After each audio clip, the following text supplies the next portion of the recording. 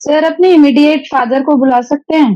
जैसे उनका उनको क्या पता गति अभी मिली हो या ना मिली हो, क्योंकि जैसे मतलब नहीं सपने बुलाना में चाहिए। दिख जाना कुछ। जब तक आपको पारलौकिक जगत की शक्तियों का ज्ञान नहीं है, जब तक आप उनसे अपने आप को बचा नहीं रहे।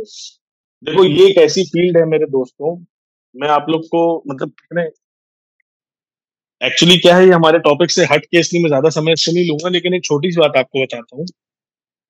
मैं बचपन से ऐसे घर में पैदा हुआ हूँ, ऐसे माहौल में रहा हूँ कि मैंने बचपन से ही भूत प्रेत फलीत पिशाच जिंद फिंद 36 चीज बचपन से देखी मैंने। ठीक है। और अभी तक मेरी कोई गिनती नहीं, लेकिन फिर भी आपको अगर मैं मोटे मोटे केसेस बताऊं तो मेरे घर के ही कम से कम 3-4 केस ऐसे हैं जो मैंने खुद मतलब मेरे वजह से सॉल्व हो गए, या मैं उनके साथ लकीली उस समय पे ऐसे कुछ था, वो महाराज का कुछ सिस्टम होगा पीछे से प्लानिंग मेरे को इस फील्ड में डालने के लिए, इसलिए वो सब हुआ।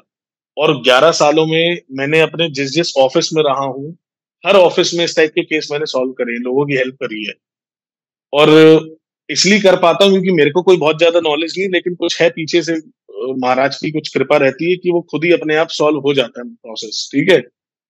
लेकिन फिर भी मैं अभी भी एज अ प्रोफेशनल एग्जॉर्सिस्ट या कोई बाबा इस फील्ड में अभी तक काम नहीं करता हूँ। मजबूरी में अगर मेरे को कहीं कोई मैं फंस जाऊं किसी मैटर में, तो ही मैं इन केसेस को हैंडल करता हूँ, वरना मैं नहीं करता।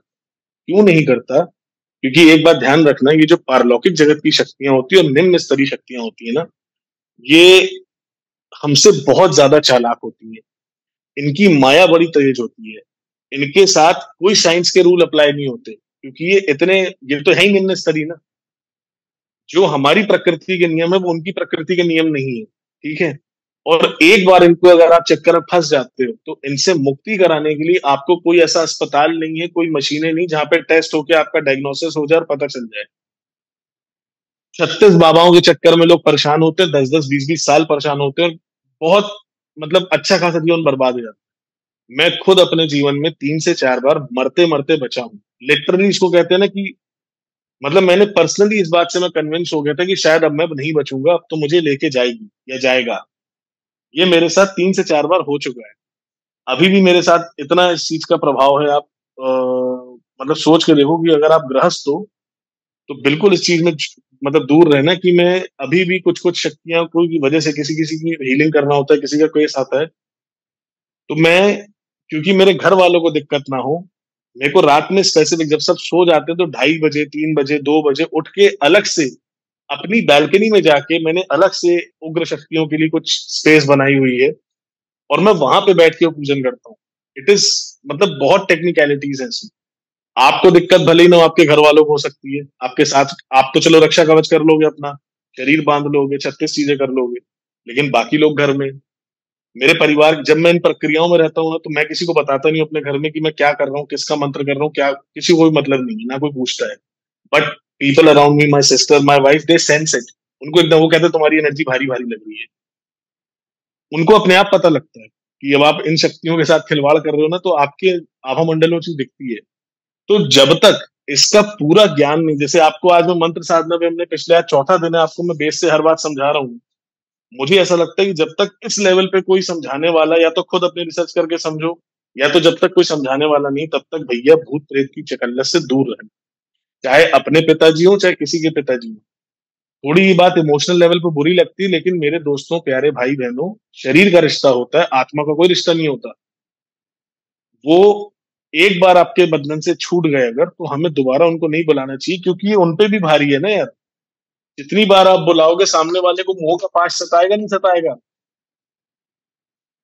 एक इंसान, ये मानव शरीर है, उसको त्याग के वो अपनी गति की यात्रा पे है, वो अपने अलग साइकिल में जाना चाह रहा है। हम बार बार उसको यहाँ बुलाएंगे तो वो अपनी यात्रा में आगे पीछे फ्रिक्शन नहीं होगा? तो सामने वाले की गति के लिए भी हमें चाहिए कि अगर किसी के माता है, पिता है, दादा है, दादी है, सबके रिश्ते तो वही है, प्यार सबके भीतर वही है, हर किसी को मतलब याद आती है, किसी के पिताजी हो, माता हो, किसी का भाई हो, किसी का कुछ हो। लेकिन हमें ये चाहिए, हमारा शास्त्र में ये कहता है, हमारा तंत्र में ये कहता है कि उनकी सदगति के लिए प्रार्थना करो प्यारे। बुलाने का तो है ही नहीं। वो स्वयं आ जाए अपनी मर्जी से, सपने में कुछ बता जाए, पितृपक्ष में किसी को दिख जाए, किसी के कान में आके कुछ बता जाए, हमारे पितृजन, हमारे गुजरे हुए जो भी परिवार सदस्य हैं, वो एक अलग मैटर है। हमें खुद, आप ये सोचो कि जब आप जैसे पितृपक्ष चलते हैं या अमावस्या में खाना वाना दिया जाता है कौए के थ्रू या पीपल के वृक्ष के नीचे या बरगद के वृक्ष के नीचे, तत्व ये कहता है, तंत्र का ज्ञान ये कहता है कि हमें उस समय पे भी कुछ बोलना नहीं चाहिए, सिर्फ खाना रखो, पानी रखो और चलते बनो। क्योंकि इनसे अगर आप ज्यादा संपर्क साधोगे तो ये आपके साथ चल देते हैं, और अगर एक बार भी आपके साथ ये बैठ गए, मैंने ऐसे बड़े केस निपटाए मेरे अपने घर में, ऐसे ऐसे केस देखे कि पिताजी गुजरे और बेटे के ऊपर हावी हो गए, बेटे को ही ले जाने के पीछे पड़ गई, अब मैं तेरे साथ तेरे इसको भी लेके जाऊंगा, बाप से बेटे को बचाना पड़ा। और ये मेरे अकेले की कहानी नहीं है, आप समाज में देखेंगे ऐसी बहुत कहानियां हैं कि गुजर जाने के बाद माता पिता दादा दादी वही बदल जाते हैं, वो कहते हैं कि अब मैं तो लेके जाऊंगा, क्योंकि आत्मा का कोई रिश्ता नहीं है ना, उनकी अपने बंधन है, उनकी अपनी प्रॉब्लम है, अपनी परेशानी है। does that answer your question, Kashika? थोड़ा सा क्लैरिटी मिली क्या अपने को? सर मेरी 2 फ्रेंड्स हैं, तो उनके फादर नहीं है, तो वो काफी सालों से दे आर प्रैक्टिसिंग दिस के जैसे इमोशनली अभी तक अटैच्ड हैं and they are doing it. तो एक को तो ऐसे घर में जैसे कोई साया घूमता है ऐसे नजर आता है, एंड दूसरी बोलती है कि मैं जब भी अपने फादर को बुलाती हूँ तो ऐसे पर्दे हिलते हैं जैसे कोई आया है, उसको सेंस होता है, and they are facing lot of issues family में। बिल्कुल होगा, क्यों होगा इशू ये भी बता देता हूँ। कोई भी आत्मा, कोई भी पारलौकिक जगत की शक्ति जब आपके जीवन के अंदर आ जाती है ना, तो आपके अंदर की जो शुभता की ऊर्जा है, दे फीड ऑन इट। जिस भी घर में कोई भी भूत प्रेत की बाधा है, किसी के पित्र बिगड़े हुए हैं, कोई भी, कई जगह में ऐसा होता है कि घरों में पीर बाबा का स्थान निकलता है। आपने प्रॉपर्टी ले ली, जब खुदाई करी तो देखा नीचे कब्र है, फिर किसी ने बोला कि भैया घर बनाने के लिए एक कमरा, घर बनाने के बाद ना एक कमरा में पीर बाबा को भी एक स्थान दे दो।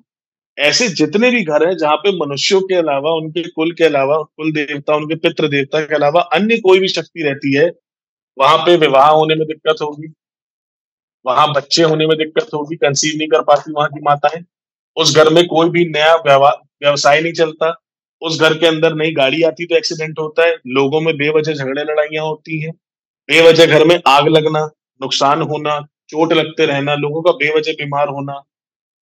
अच्छा खासा खेलता खुश परिवार का भी व्यक्ति किसी दूसरे परिवार, अगर आप, हम लोग जैसे नॉर्मल लोग हैं, हम लोग घर पे रहते हैं, हम लोग खुश रहते हैं, ऐसे लोगों के घर पे आप जाओगे, आप बैठ नहीं पाओगे।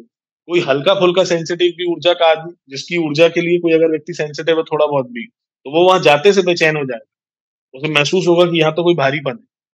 तो मेरे तो खैर अनुभव में बहुत ही गड़बड़ है, इसलिए मैं साफ नकार रहा हूँ इस चीज को, बट फिर भी मैं किसी की क्यूरियोसिटी नहीं मारना चाहता, और ऐसा नहीं है कि कोई विषय पे शोध नहीं किया जा सकता, डरने की भी जरूरत नहीं है। बट हाँ, अगर आपको इस रास्ते जाना है, जैसे वो कहते हैं ना कि अगर आपको हिमालय चढ़ना है, माउंटेनियरिंग करनी है, तो टूल्स बटोर लो पहले, कि हमारे पास प्रॉपर शूज होने चाहिए, हमारे पास एक्स होना चाहिए, प्रॉपर रस्सी शस्सी बैग वैग सब लेके चलो, तब करो। चप्पल पहन के बरसाती और हाफ पैंट और हाफ टी शर्ट पहन के अगर आप चलने लगोगे हिमालय पे, तो फिर तो मौत होगी होगी। तो बस मैं ये कह रहा हूँ कि इसके लिए तैयार हो जाओ, तब इस फील्ड में घुसो, वैसे नहीं जाना चाहिए।